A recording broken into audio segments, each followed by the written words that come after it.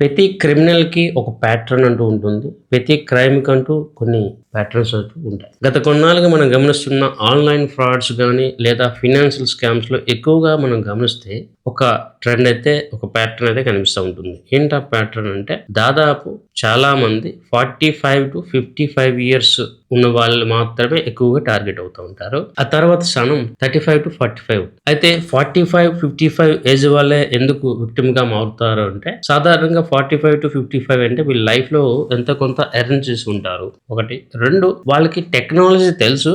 కానీ పూర్తిగా అవగాహన ఉండదు. 3 వీళ్ళు ఎక్కువగా వేరే వాళ్ళతో వాళ్ళ యొక్క విషయాలు షేర్ చేసుకోకపోవచ్చు.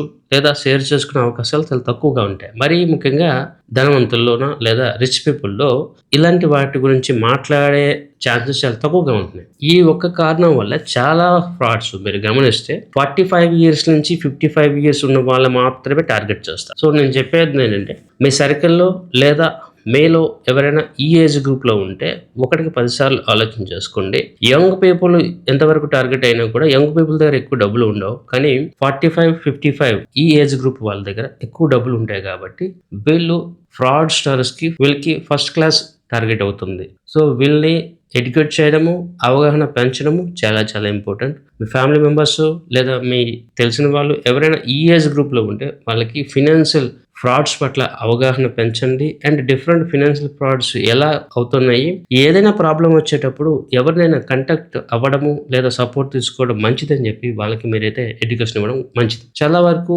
ఏదైనా ఫ్రాడ్ గానీ లేదంటే ఇష్యూ జరిగేటప్పుడు కొంతమంది వేరే వాళ్ళకి చెప్పడానికి ఇష్టపడరు. మీరు మీ దగ్గరున్న బంధువులకో లేదా బ్యాంక్ ఎంప్లాయీస్‌కో లేదా పోలీస్ వారికో లేదా ఎవరైనా అడ్వైజ్ ఇచ్చే వాళ్ళని కాంటాక్ట్ చేసి డెసిషన్ తీసుకోవడం చాలా చాలా ఇంపార్టెంటు. అన్నోన్ పీపుల్ నుంచి ఎటువంటి లింక్స్ వచ్చినా లేదా ఎటువంటి రిటర్న్ గివింగ్ కాన్సెప్ట్ మీకు వచ్చినా దాన్ని ఓపెన్‌గా రిజెక్ట్ చేయండి. కేవలం నోన్ పీపుల్ అండ్ దానికి 1కి 10 సార్లు చెక్ చేసుకున్న తర్వాతనే యాక్సెప్ట్ చేయండి. ఆలోచన చేయండి. డబ్బుకు సంబంధించి ఎటువంటి ఇంటరాక్షన్ అయినా కూడా ప్రమాదకరం మరియు స్కామ్ అయ్యే ఛాన్సెస్ చాలా ఉంటుంది కాబట్టి దీని పట్ల మీ అందరూ అలర్ట్‌గా ఉండడం చాలా చాలా